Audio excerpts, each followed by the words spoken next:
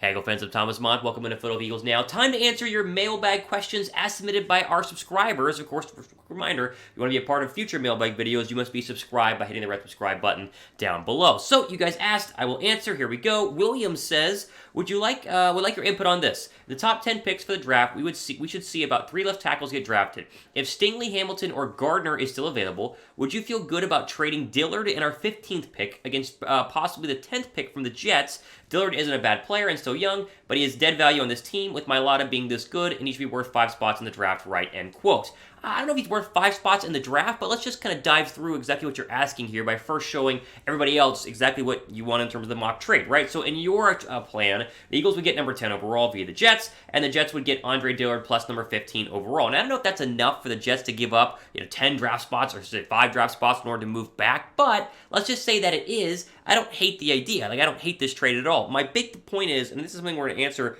a couple of other questions here later on today, is Howie must love somebody to move up. I say Howie because it's basically Howie's call, right? Like, the Eagles must absolutely be 100% convinced that somebody inside the top 10 is worth trading up for, or else there's no point in trading up. Because as I've shown you guys, in plenty of mock drafts and plenty of news and rumors here, the players that I want are all going to be there between 12 and 25, right? You're talking about wide receivers are going to be available. Devin Lloyd and Nakobe Dean are going to be available. You're maybe going to get a pass rusher there. There's going to be at least one of the top 4 cornerbacks available at 15 overall. Like, you don't have to move up in order to go ahead and get good players. I'm not against it, though. That's what I wanted to start with this question here by saying that I'm fine with moving up as long as they have a clear cut, like, this guy is not going to be there at 15, and he's absolutely someone we cannot pass up on, like an Ahmad Gardner, a Derek Stingley, you mentioned Kyle Hamilton, or maybe one of the pass rushers like a Jabo or Karlaftis. Let's go to the next one here. Ad break pin comment first. Do you want to trade inside the top 10? Like, how do you feel? I mean, we're at 15, 16, and 19. I feel fine with where we're at right now. But do you want to trade inside the top 10? If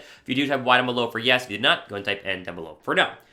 Big Dog 1891 says, which position do you think is more important to get for the long term? Leader, impact player for the defense, safety like Kyle Hamilton, or a linebacker like Devin Lloyd? For me, it's Devin Lloyd. And there's nothing against Kyle Hamilton. I'll mention him more in just a second. I just love Devin Lloyd. And I think having a true leader at middle linebacker is something the Eagles have lacked basically since Jeremiah Trotter. It's been a very, very long time since Philadelphia has had a legit middle linebacker. You make the case DeMeco Ryans was that, and I think that he was great, but he was also a little bit older, and so not as dynamic, not as dominant as you'd like your star middle linebacker to be. So I'm a Lloyd guy through and through. Nothing against Hamilton. I think Hamilton's going to be just fine. I just think we've seen teams try to go for these star safeties, the Jamal Adamses, the Minkah Fitzpatricks of the world, and they're great. They're good players, but are they absolute game-changing players? I would argue no. I'd rather have a cornerback or a linebacker that'd be a superstar than an actual safety. I'll let you guys pick, though. Hamilton or Lloyd. Type L down below for Lloyd or type H down below for Hamilton. I think a lot of you guys, I think it's probably 80-20 Lloyd versus Hamilton, but give me your thoughts, of course, down below right now. Hunting Gecko says, hey, Thomas, what do the Eagles do if they draft an edge rusher in the draft? They have a lot of depth already, but do they bench Brandon Graham or let the rookie sit for a year? You don't have to do either one of those things. And first off, I don't think they have a lot of depth at pass rusher. You can make the case that right now you're going to lose at least 2 of the guys on your screen. They're not going to re-sign Derek Barnett. At least they hope they don't re-sign Derek Barnett. And Ryan Kerrigan's going to be gone as well. So you get a recovering from a significant injury Brandon Graham back, also over the age of 30. And then you also have Josh Sweat. That's basically it in terms of actual pass rushers. Teron Jackson's on that list as well, and maybe he becomes something. Maybe he does. Maybe he doesn't. But you basically have 2 pass rushers. And the way that Philadelphia likes to do this is rotate guys in there. So even if you draft somebody at 15, 16, or 19 who is a pure pass rusher, you're not going to bench Brandon Graham. You're going to play them all, consecutively. You're going to give someone rest. You're going to bring somebody back on. The Eagles have always been a rotational pass rush by committee sort of group. Think back to 2017 when they bring Chris Long off the bench, and 30% of the pass rushes in order to give you that fresh leg and that spark. That's what the Eagles should do and should try to do. I do think Graham's going to have a big year in 2022. You just can't guarantee it because he is coming off a major injury and also, of course, is a little bit up there in age. Now, we are very close to 25,000 subs here on the channel. I think less than 100 away back last time that I checked. Help us get to 25K and be a part of next week's mailbag by going down below and subscribing to the channel. All of our subscribers have a chance to be a part of our mailbag video each and every week here by asking questions using the hashtag Eagles down below. Andre asked a good question here. Hey Thomas, are there any potential first-round picks in the range from 16 to 19 that you absolutely don't want the Eagles to pick?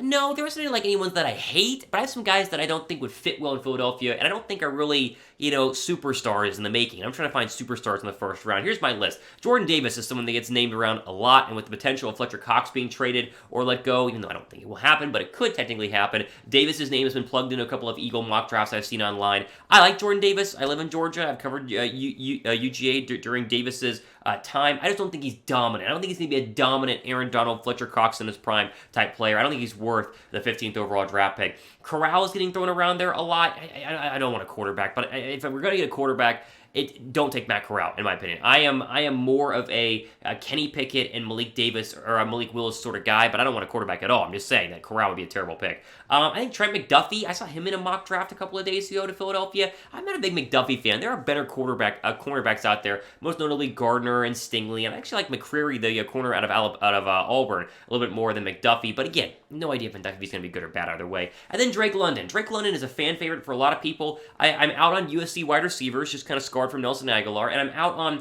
taking big Pac-12 targets coming off of injuries. Like we saw what happened in Philadelphia with J.J. Arcega-Whiteside, and London had a pretty significant ankle injury. So maybe he's going to be next DK Metcalf, and I'll eat my words on this because I don't know. I mean, I'm not a professional here. I mean, I technically am, but I'm not like somebody that does insane draft work like Todd McShay, but I do my research, and I'm just not a big London fan. So again, could any one of those players be really great? Sure. I mean, they're first-round draft picks. Anyone in the first round can be good. I just think there are better options that we talked about than the four on your screen. We mentioned this again, it's Super Bowl. It's just a couple of days away now. Sunday afternoon, you'll get to see the Rams versus, of course, the Cincinnati Bengals. You guys can bet on this game with our friends at BetUS. Chatsports.com/Eagles. Eagles bet with the promo code Eagles125. Get you a 125% deposit bonus whenever you first sign up. Right now, the Rams remain a 4-point favorite in this one. I saw a bet today. Someone bet $5 million on the Bengals +4. Right, which is the biggest legal bet in the history of the National Football League, according to what I saw on Twitter. So if you guys want to bet along with that guy, maybe not $5 million worth, maybe you do, I don't know how much money you have, you can go and jump on these bets with our friends at BetUS, chatsports.com/EaglesBet. That promo code is Eagles125.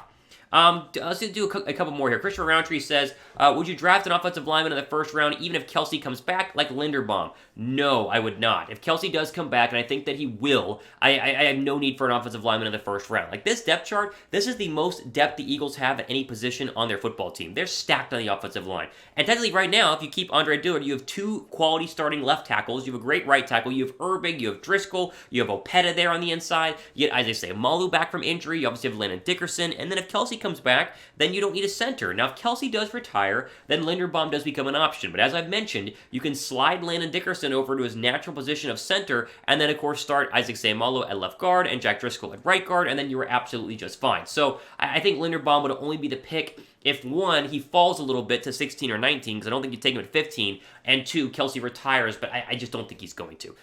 Drop a like if you guys agree. You guys think Kelce's going to come back? Give this video a thumbs up. I think he's going to be back in 2022. I feel pretty confident about that. AC3, the last one here, says, people are starting to say that it would be Howie Roseman thing to do if we trade in the top 10 of the draft. If we trade in the top 10 of the draft, who would you want to trade up for and why? I mentioned this earlier, but I'll give you some names, right? I said earlier that you got to have someone you're absolutely in love with if you want to trade into the top 10 of the NFL draft. And that would mean that you'd have Hutchinson slip, right? He falls to 5, 6, or 7, and then you could potentially move up there to take him. Kayvon Thibodeau, who I think is going to be fantastic. I love Thibodeau, maybe more than Hutchinson. He might fall a little bit. I mean, I think Evan Neal goes number 1 overall to the Jaguars, which means does Thibodeau go 2 or 3?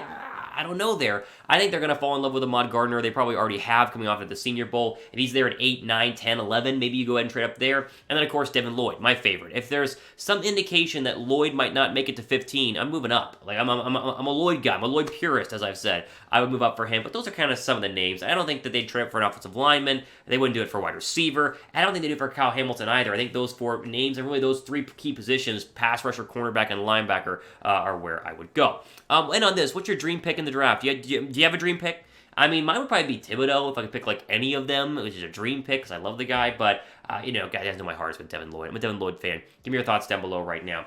Ultimate for today on our Eagles mailbag video. Plenty more content coming up next week on Valentine's Day. Yes, have a great weekend. Enjoy the rest of your Saturday and Sunday, depending on when you're watching this. Hashtag Eagles for next week's mailbag in the comment section. And be sure to be subscribed. Follow me on Twitter as well, at Real Thomas Mott. Give me a tweet if you guys want to ask me questions during the weekend.